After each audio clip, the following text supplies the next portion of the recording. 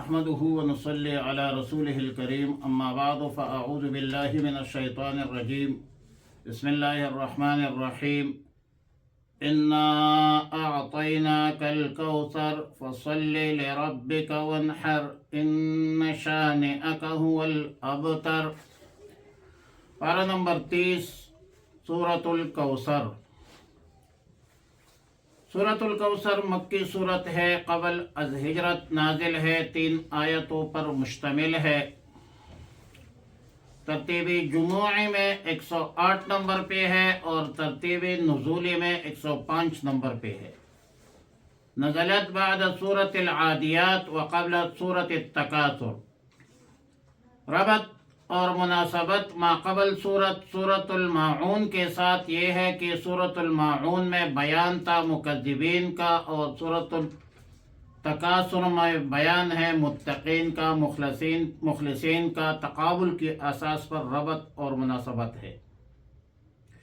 وجہ تسمیہ اظہر ہے کہ آیت نمبر 1 میں فرمایا انا اعطیناک الکوثر۔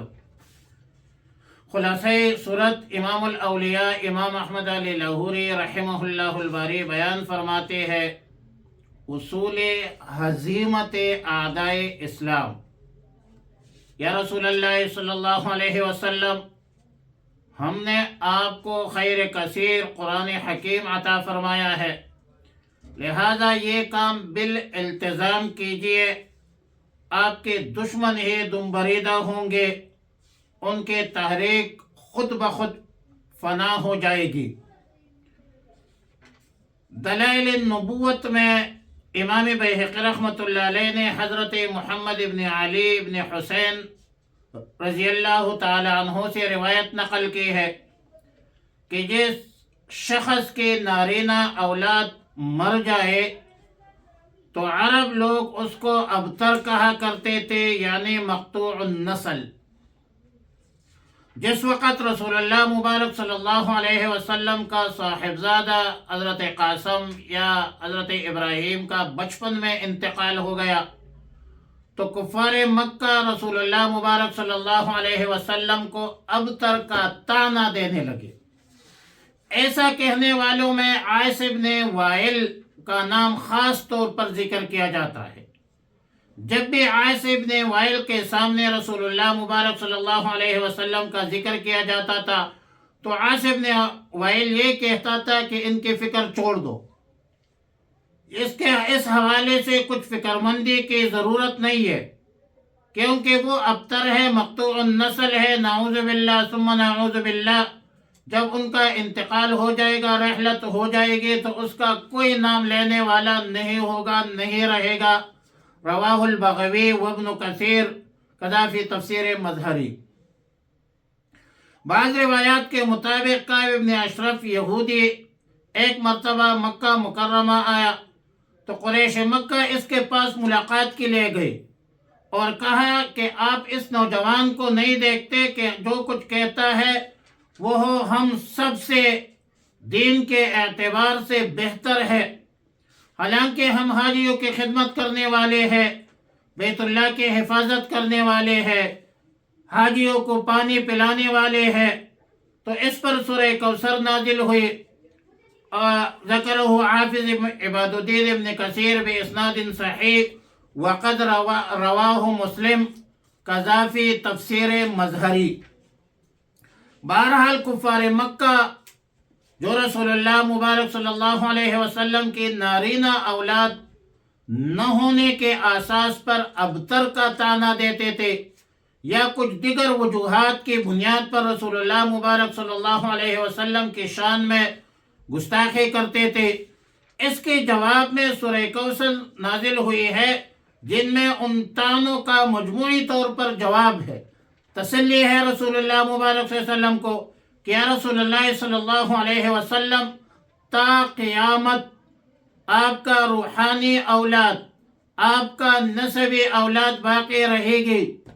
نسبی اولاد اگرچہ دختر اولاد سے ہوتی ہے اور روحانی معنوی اولاد تو بہت زیادہ ہے، بکثرت ہے، کہ گزشتہ انبیاء علیہ السلام کے بنسبت رسول اللہ مبارک صلی اللہ علیہ وسلم کا امت بہتر امت ہوگا، زیادہ امتی ہوں گے، زیادہ شہداء ہوں گے، آخر نبی کے، آخر امت کے رفعت عظمت کے اعلی مراتب پر فائز ہوں گے۔ انا اعطیناک الکوثر، انا اعطیناک الکوثر۔ امام بخاری رحمۃ اللہ علیہ سیدنا عبداللہ ابن عباس رضی اللہ تعالی عنہما سے اس آیت کی تفسیر نقل کرتے ہیں کہ کوثر وہ خیر کثیر ہے جو اللہ نے رسول اللہ مبارک صلی اللہ علیہ وسلم کو عطا فرمایا ہے۔ سیدنا عبداللہ ابن عباس رضی اللہ تعالی عنہما کا شاگرد خاص سعید ابن جبیر سے کسی نے پوچھا کہ بعض لوگ کہتے ہیں کہ جنت کے ایک نہر کا نام ہے، تو سعید ابن جبیر رضی اللہ تعالی عنہ نے فرمایا کہ سیدنا عبداللہ ابن عباس کا قول اس کے منافی نہیں ہے، بلکہ وہ نہر جنت جس کا نام کوثر ہے وہ بھی خیر کثیر میں داخل ہے۔ لہذا امام تفسیر حضرت مجاہد نے کوثر کی تفسیر میں فرمایا کہ وہ دنیا میں بھی خیر کثیر، آخرت میں بھی خیر کثیر، اس میں جنت کی خاص نہر جو ہے وہ کوثر بھی داخل ہے۔ بخاری شریف، مسلم شریف، ابو داود شریف، نسائی شریف میں حضرت انس بن مالک رضی اللہ تعالی عنہ سے روایت ہے کہ ایک دن ہم رسول اللہ مبارک صلی اللہ علیہ وسلم کے ساتھ بیٹھے ہوئے تھے اور رسول اللہ مبارک صلی اللہ علیہ وسلم ہمارے درمیان میں تشریف فرماتے۔ اذ غفا اغفاءً ثم رفع رأسه متبسما، کہ اچانک رسول اللہ مبارک صلی اللہ علیہ وسلم پر ایک قسم کی نیند یا بے ہوشی کی کیفیت طاری ہوئی، پھر ہنسنے لگے۔ رسول اللہ مبارک صلی اللہ علیہ وسلم نے سر اٹھایا، ہم نے رسول اللہ مبارک صلی اللہ علیہ وسلم سے ہنسنے کا، تبسم کا وجہ پوچھا۔ فرمایا لقد انزلت علی آنفا سورة فقرأ بسم اللہ الرحمن الرحیم انا اعطیناک الکوثر فصل لربک وانحر ان شانئک هو الابتر، کہ مجھ پر اسی وقت ابھی سورہ کوثر نازل ہوئی۔ پھر رسول اللہ مبارک صلی اللہ علیہ وسلم نے سورہ کوثر کی تلاوت کی۔ پھر رسول اللہ صلی اللہ علیہ وسلم نے فرمایا کہ اتدرون مل کوثر، کیا تم جانتے ہو، کیا تمہیں پتہ ہے کہ کوثر کیا چیز ہے؟ صحابہ فرماتے ہیں انس بن مالک کی روایت میں کہ یا رسول اللہ صلی اللہ علیہ وسلم اللہ عالم و رسولہ عالم، ہمیں کیا پتہ ہے؟ رسول اللہ مبارک صلی اللہ علیہ وسلم نے فرمایا کہ ایک نہر ہے جنت میں جس کا میرے رب نے مجھ سے وعدہ فرمایا ہے، جس میں خیر کثیر ہے، وہ حوض ہے جس پر میرے امت قیامت کے روز پانی پینے آئے گی۔ اس کے پانی پینے کے برتن آسمانوں کے ستاروں کی تعداد میں ہوں گے، بہت زیادہ ہوں گے، مبالغہ ہے، بہت زیادہ ہوں گے۔ اس وقت لوگوں کو فرشتے حوض سے اٹھائیں گے تو فاقولو، میں کہوں گا، فاقولو رب انہو من امتی، اے پروردگار عالم یہ تو میرے امتی ہے، یہ تو میرے امتی ہے، یہ تو امتی محمدی ہے۔ اللہ تعالیٰ فرمائیں گے کہ آپ نہیں جانتے کہ اس نے آپ کے پاس کیا دین اختیار کیا ہے۔ حافظ عماد الدین ابن کثیر رحمۃ اللہ علیہ جب اس روایت کو نقل کرتے ہیں تو پھر لکھتے ہیں وَقَدْ وَرَدَ فِي صِفَةِ الْحَوْضِ يَوْمَ الْقِيَامَةِ، حوض کوثر کے صفت کے حوالے سے روایت میں آیا ہے کہ حوض کوثر دو پرنالے آسمان سے گریں گے، یعنی اس کے دو پرنالے ہیں جو نہر کوثر کے پانی سے جو ہے وہ اس کو بھر دیں گے، حوض کو بھر دیں گے۔ اس کے برتن آسمان کے ستاروں کی تعداد میں ہوں گے۔ آسمان کے ستارے کون گن سکتا ہے؟ بکثرت ہوں گے۔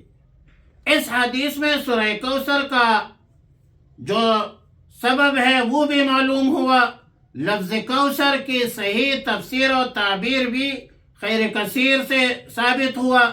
اس حدیث میں خیر کثیر میں وہ حوض کوثر بھی شامل جو قیامت میں امت محمد عربیہ صلی اللہ علیہ وسلم کو سیراب کریں گے تو مذکورہ روایت میں یہ بھی ثابت ہوا کہ اصل نہر کوثر جنت میں ہے، اور یہ جو حوض ہے میدان محشر میں ہوں گی، اس میں 2 پرنالوں کے ذریعے نہر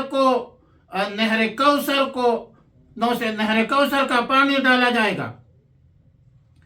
اس میں اس روایت کی بھی تطبیق ہوتی ہے، جس سے معلوم ہوتا ہے کہ حوض کوثر پر امت کا ورود ہوگا، دخول جنت سے پہلے ہوگا۔ اور اس حدیث میں جو بعض لوگوں کو حوض کوثر سے ہٹا دینے کا ذکر ہے، یہ وہ لوگ ہیں جو بعد میں مرتد ہو گئے تھے، اسلام سے پیر گئے تھے، یا پہلے ہی سے مسلمان تھے مگر منافقانہ طور پر تھے، منافقانہ طرز اختیار کیا تھا، بظاہر مسلمان تھے، حقیقت میں وہ مسلمان نہیں تھے۔ رسول اللہ صلی اللہ علیہ وسلم کے رحلت کے بعد اس کا نفاق کھل گیا، واللہ عالم بالصواب۔ اس صورت کا نزول اگرچہ کفاروں کے طعنوں کے دفاع میں ہے، جیسا کہ روایات میں مذکور ہے کہ رسول اللہ صلی اللہ علیہ وسلم کی اولاد نارینہ فوت ہو جانے کی وجہ سے کفار مشرکین اس کو مقطوع النسل قرار دیتے تھے اور کہا کرتے تھے کہ ان کا چند روز ہے، پھر کوئی نام لینے والا نہیں ہوگا۔ تو اس صورت میں رسول اللہ مبارک صلی اللہ علیہ وسلم کو کوثر عطا فرمانے کا ذکر ہے، جس میں حوض کوثر بھی شامل ہے، اور ان طعنزنوں کے مکمل تردید ہے کہ ان کے نسب صرف ہی نہیں، دنیا کی پوری دنیا تک جو ہے وہ چلے گی، رہتی دنیا تک چلے گی، دنیا کے کونے کونے میں پھیلے گی۔ ان کے روحانی اولاد کا رشتہ، رسول اللہ مبارک صلی اللہ علیہ وسلم کے روحانی اولاد، ان کے امتیوں کا رشتہ، وہ تو محشر میں بھی محسوس ہوگا، جہاں وہ تعداد میں تمام امتوں سے بہت زیادہ ہوں گی۔ اس کا اعزاز ہوگا، اس کا اکرام ہوگا، اور اکرام بھی ٹھیک ٹھاک سب سے زیادہ ہوگا۔ فَصَلِّ لِرَبِّكَ وَانْحَرْ، وانحر نہر سے مشتق ہے، اونٹ کی قربانی کو کہتے ہیں۔ اس کا مسنون طریقہ تو پاؤ باندھ کر حلقوم میں نیزہ یا چوری سے مارنا، ذبح کرنا، خون بہانا، جیسا کہ گائے، بکری وغیرہ دمبا کی قربانی کا طریقہ ہے، یعنی جانور جو ہے وہ لٹا کر حلقوم پر چوری پھیرنا۔ عرب چونکہ عموماً اون کی قربانی کرتے ہیں، اسی لیے یہاں پر لفظ ونحر استعمال کیا۔ بعض اوقات لفظ نحر قربانی کے معنی پر بھی استعمال ہوتی ہے۔ سورہ کوثر کی پہلے آیت میں کفار کے زعم باطل کے خلاف رسول اللہ مبارک صلی اللہ علیہ وسلم کو کوثر یعنی دنیا اور آخرت کی بھلائی، خیر کثیر، اور وہ بھی مقدار کثیر میں عطا فرمانے پر شکر کے طور پر رسول اللہ مبارک صلی اللہ علیہ وسلم کو 2 چیزوں کی ہدایت کی گئی ہے، ایک نماز اور دوسرے قربانی۔ نماز دین کا ستون ہے، جامع العبادات ہے۔ کائنات عالم کی جتنی بھی چیزیں ہیں، سب چیزیں یا قیام میں یا رکوع میں یا سجدہ میں یا قعود میں عبادت کرتے ہیں، اور قیام، رکوع، سجدہ، قعود، قیدہ یہ نماز میں مندرج ہے، جامع العبادات۔ عبادت بدنی جسمانی عبادات میں سب سے بڑی عبادت وہ نماز ہے، اور قربانی مالی عبادات میں خاص اہمیت کے حامل ہے، اور ایک خاص امتیاز اور شان رکھتی ہے کہ اللہ کے نام پر قربانی کرنا بت پرستی کے شعار کے خلاف عملاً جہاد ہے، کیونکہ کفار مشرکین کی جو قربانیاں ہیں وہ بتوں کے نام پر ہے، اصنام کے بنیاد پر ہے۔ قرآن کریم کی آیت ہے، ان صلاتی ونسکی ومحیای ومماتی للہ رب العالمین لا شریک لہ وبذلک امرت وانا اول المسلمین۔ سورہ کوثر کے آیت میں ونحر سے مراد قربانی، اور یہ جمہور مفسرین سیدنا عبداللہ ابن عباس رضی اللہ تعالیٰ عنہما، حضرت عطا ابن ابی رباح، حضرت حسن بصری، حضرت مجاہد سے مروی، بعض لوگوں نے ونحر سے مراد سینے پر دونوں ہاتھ باندھنا مراد لیا ہے، لیکن یہ قابل اعتبار تفسیر نہیں ہے۔ ان شانئک هو الابتر، شانئ کا معنی ہے بغض رکھنے والا، عیب لگانے والا۔ آیات کریمہ ان کفار کے متعلق نازل ہے جو رسول اللہ مبارک صلی اللہ علیہ وسلم کو ابتر، مقطوع النسل ہونے کا طعنہ دیتے تھے۔ اکثر روایات میں عاص بن وائل، بعض روایات میں عقبہ بن مالک، بعض روایات میں کعب بن اشرف اس کا مصداق ہے۔ اللہ تعالیٰ نے رسول اللہ مبارک صلی اللہ علیہ وسلم کو خیر کثیر کوثر عطا فرمایا ہے، جن میں اولاد کثیر بھی داخل ہے۔ رسول اللہ مبارک صلی اللہ علیہ وسلم کے لیے اولاد کی کثرت اس لحاظ سے ہے کہ نسبی اولاد بھی الحمدللہ کوئی کم نہیں ہے، سادات کا بہت بڑا رتبہ بھی ہے اور توڑے نہیں ہے۔ اور رسول اللہ مبارک صلی اللہ علیہ وسلم کی امت چونکہ وہ پورے امت کا باپ ہے، ما کان محمد ابا احد من رجالکم ولکن رسول اللہ، جسمانی باپ تو نہیں ہے، روحانی باپ تو سب کا ہے۔ پورے امت کے جو افراد ہیں وہ سب رسول اللہ مبارک صلی اللہ علیہ وسلم کے روحانی اولاد ہے، دیگر گزشتہ تمام امتوں سے بکثرت ہے، زیادہ ہے، خاتم النبیین ہے، آخر الامم ہے، خیر امت ہے، خیر امت نخرجت للناس ہے، بہتر بھی ہے، زیادہ بھی ہے۔ ایک طرف تو ان دشمنوں کی بات کو اس طرح خاک میں ملا دیا، دوسرا بھی فرمائے چونکہ لوگ آپ کو ابتر ہونے کا طعنہ دیتے ہیں، وہ خود ہی ابتر ہے۔ اب غور کیجئے کہ رسول اللہ مبارک صلی اللہ علیہ وسلم کے ذکر کو اللہ تعالیٰ نے کیسی ورفعنا لک ذکرک تچنے خیال کرے، استرگو تو رما صفت ستاد جمال کرے۔ اللہ نے رسول اللہ مبارک صلی اللہ علیہ وسلم کے نام کو کیسی رفعت دی ہے، کتنی بڑی عظمت دی ہے۔ عہد رسول سے لے کر 1450 تقریباً یا زیادہ عرصہ ہونے والا ہے، 1500 سال ہونے والے ہیں کہ رسول اللہ مبارک صلی اللہ علیہ وسلم کا نام پوری دنیا میں چپا چپا میں، کونے کونے میں، زاویہ میں رسول اللہ مبارک صلی اللہ علیہ وسلم کا نام 5 وقت اللہ کے نام کے ساتھ اونچے میناروں میں، لاؤڈ سپیکروں میں کرا جاتا ہے یا نہیں؟ اور آخرت میں رسول اللہ مبارک صلی اللہ علیہ وسلم کو شفاعت کبریٰ کا وہ مقام محمود حاصل ہے۔ پھر دوسرے طرف عاص بن وائل کو دیکھ لے، عتبہ کو دیکھ لے، عقبہ کو دیکھ لے، کعب بن اشرف بدبختوں کو دیکھے، ان کی اولاد کہاں ہے، ان کا خاندان کیا ہے، ان کا نسب کہاں ہے۔ ان بدبختوں کا نام اگر زندہ ہے تو اسلامی روایات اور تفاسیر کے آیاتوں کے ذیل میں جو ہے وہ محفوظ ہے، ورنہ دنیا میں ان کو جاننے والا بھی کوئی نہ ہوتا۔ نام لینا تو دور کی بات ہے، کوئی بھی اس کو نہیں جانتا تھا۔ فاتح بریا ہم نے دیکھا ہے وہ بت توڑ دی جاتی ہے، جن میں ہو جاتا ہے انداز خدائی پر پیدا، کہاں ہے کس نے کہ سردار اولیاء نہ کہو، کہاں ہے کس نے کہ سرتاج اولیاء نہ کہو۔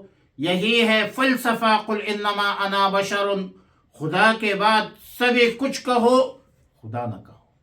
انا اعطیناک الکوثر، بلا شک بلا شک و شبہ ہم نے آپ کو کوثر عطا کی، خیر کثیر عطا کی ہے۔ فصلی، پس نماز پڑھیے، لربک، اپنے رب کی، ونحر، قربانی کیجیے۔ نماز بھی اللہ کے لیے، قربانی بھی اللہ کے لیے، للہ رب العالمین۔ ان شانئک هو الابتر، بے شک آپ کو طعنہ دینے والا، آپ کا دشمن، هو الابتر، وہ بے نام و نشان رہے گا۔ اور ختم ہو گئے، اللہ تعالیٰ نے نشان عبرت بنایا۔ اللہم احسن عاقبتنا فی الامور کلها واجرنا من خزي الدنيا وعذاب الآخرة، اللهم وفقنا لما تحب وترضى، وصلى الله تعالى على خير خلق محمد وآله وصحبه أجمعين برحمتك يا أرحم الراحمين۔